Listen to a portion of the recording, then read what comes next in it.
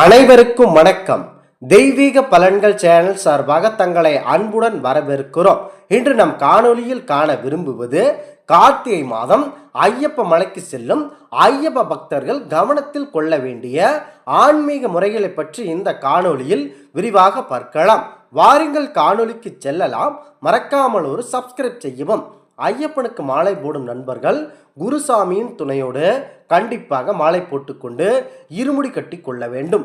பெருவயலில் பயணம் செல்பவர்கள் குளத்துப்புழா, அச்சன் கோவில், ஆரியங்காவு, பந்தளம் ஆகிய இடங்களில் உள்ள சாபரிமலை ஐயப்பன் பெயர்களுள் இருக்கும் சாஸ்தாவை வணங்கிவிட்டு எரிமேலி செல்ல வேண்டும்.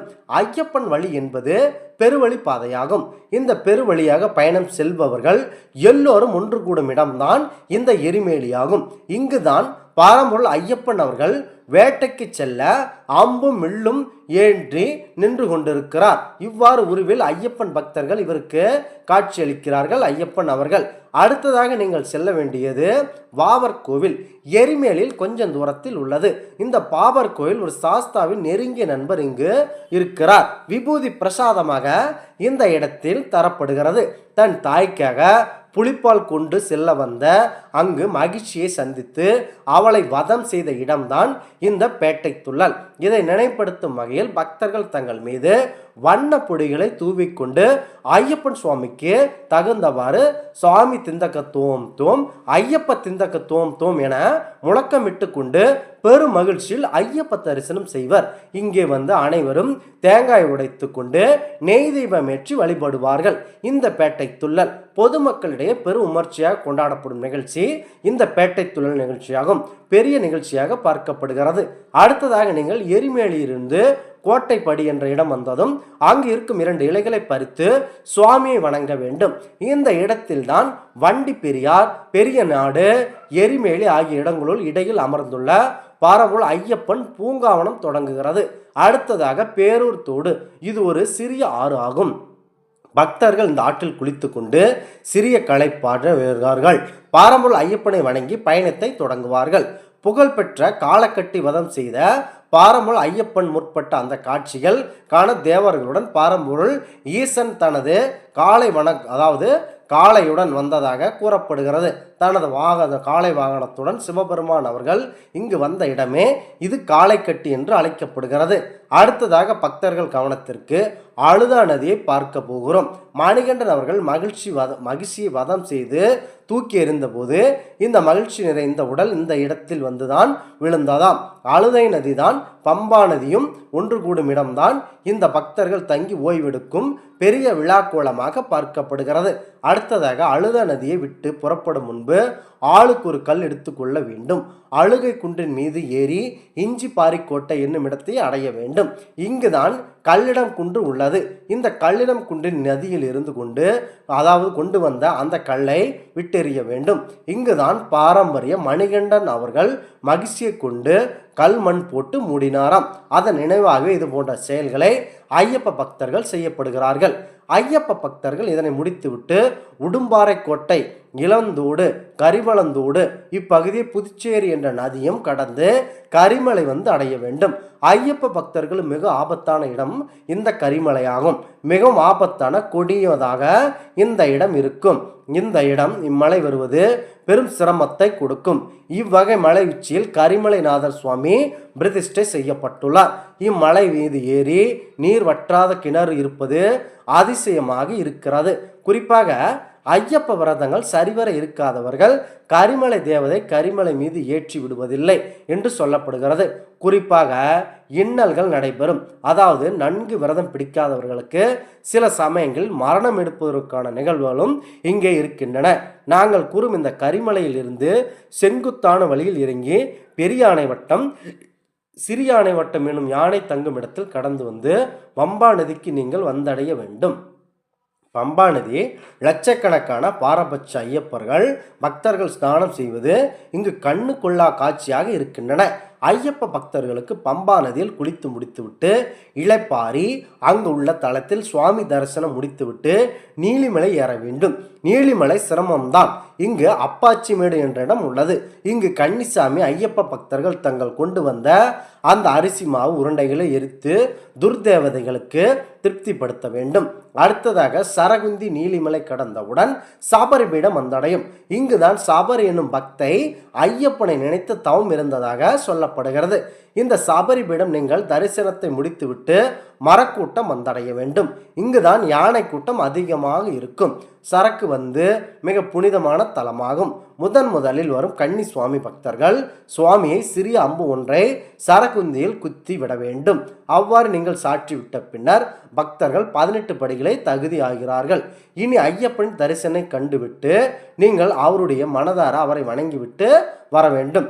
பெருவளை பாதை வர நினைக்கும் பக்தர்கள் மட்டுமே இந்த வழிமுறைகள் பொருந்தும். இந்த வழியை தவிர்த்து விட்டு நேரடியாக, அதாவது குமிழி வண்டி, பெரியார் வழித்தடம் ஆகிய இடத்திலும் வரலாம். மேலும் சாயாகாயம் வழியாகவும் வரலாம். குறிப்பாக இந்த பெருவழி பாதை 40 மைல்களை கொண்டது. குறிப்பாக ஐயப்ப பக்தர்கள் ஐயப்ப மலைக்கு 41 நாட்கள் விரதம் இருந்து நீங்கள் நீல நிற கருப்பு நிற வேஷ்டிகளை அணிந்து கொண்டு கண்டிப்பாக ஐயப்ப மலைக்கு செல்ல வேண்டும். பாரம்பரிய ஐயப்பனை மாலை போட்ட தினத்திலிருந்து காலை மாலை என 2 வேளைகளிலும் கண்டிப்பாக குளிக்க வேண்டும்.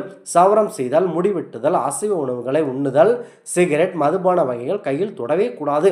பெண்களை முக்கியமாக நினைத்து கூட பார்க்கக்கூடாது.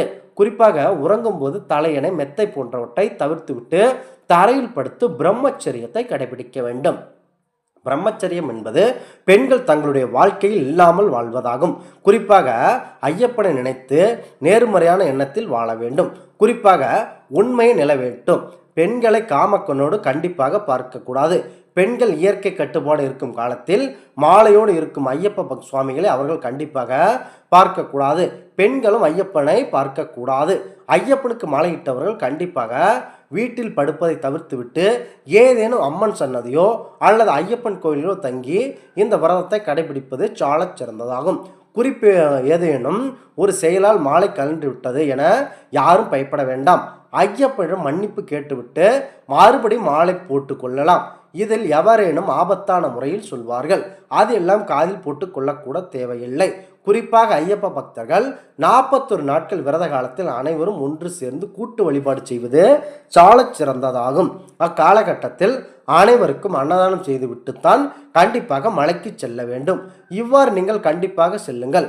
குறிப்பாக ஐயப்ப பக்தர்கள் செய்ய வேண்டிய மிக தவறு என்னவென்றால் ஒலிபெருக்கி வைத்துக்கொண்டு ஐயப்பா ஐயப்பா என கத்துவது, பெண்களை பார்த்தவுடன் ஐயப்ப நாமத்தை உச்சரித்து சத்தமுடன் ஐயப்பா என்று பெண்களை கூப்பிடுவது, இது போன்ற செயல்கள் நீங்கள் ஈடுபடக்கூடாது.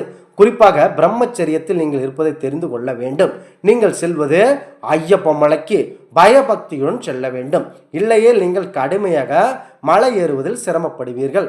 கண்டிப்பாக ஐயப்ப மலைக்கு பெருவழியில் செல்லக்கூடியவர்கள் கண்டிப்பாக 41 நாட்கள் விரதத்தை கடைபிடிக்க வேண்டும். மற்றவர்கள் ஒற்றை கணக்கை வைத்துக்கொண்டு மாலை போட்டுக் கொள்ளலாம்.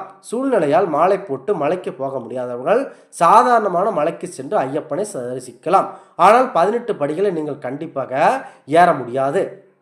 ஐயப்ப பக்தர்கள் இருமுடி கட்டும்போது குருசாமியின் வீடு அல்லது கோவிலோ தேர்ந்தெடுத்து கொண்டு அங்கு இருமுடிகளை கட்டி கொண்டு சாலாக செல்லலாம். குறிப்பாக திருமணமானவர்கள் மலைக்கு போகிறேன் என்று சொல்லி மாமனார் வீட்டில் நீங்கள் தான் முறைதான் செய்ய வேண்டும்.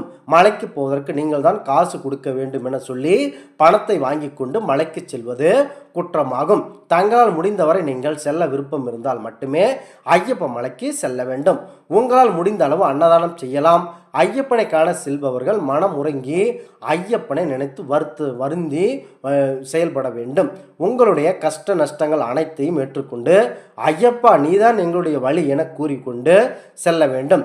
ஐயப்பன் உங்களுடைய கஷ்டங்களை கண்டிப்பாக அனைவரும் ஏறும் கேள்விகளுக்குத்தான் செல்ல வேண்டும். இவ்வாறு நீங்கள் ஐயப்பனை நினைத்து மனமுருகி வழிபட வேண்டும். மலைக்கு செல்லலாமா என்று கேட்பவர்கள் தைரியமாக செல்லலாம். இந்த ஐயப்ப பக்தர்கள் காலத்தில் இந்த மனைவிமார்கள் மாசமாக இருக்கும் பொழுது இவ்வாறு நீங்கள் தாராளமாக செல்லலாம். ஒரு ஆண்டு, அதாவது இறப்பில் ஏதேனும் நடந்து விட்டால் அவர்கள் ஒரு ஆண்டுக்கு மலை போடக்கூடாது. கண்டிப்பாக ஐயப்ப தரிசனம் செய்பவர்கள் தன் சுய சம்பாதியத்தில் பணத்தை சேர்த்து கொண்டுதான் கண்டிப்பாக செல்ல வேண்டும். கடன் வாங்கி கொண்டு அவ்வாறு செல்லக்கூடாது. அதாவது நீங்கள் ஐயப்பனை காண செல்பவர்களுக்கு பொருள் செய்தும் அவர்களை அழைத்து கொண்டும் செல்லலாம். இந்த ஆன்மீக தகவல் உங்களுக்கு பிடித்து இருந்தால் தெய்வீக பலன்கள் சேனலை கண்டிப்பாக சப்ஸ்கிரைப் செய்து கொள்ளவும். மீண்டும் ஒரு நல்லதொரு காணொளியில் உங்களை சந்திக்கிறோம். நன்றி, வணக்கம்.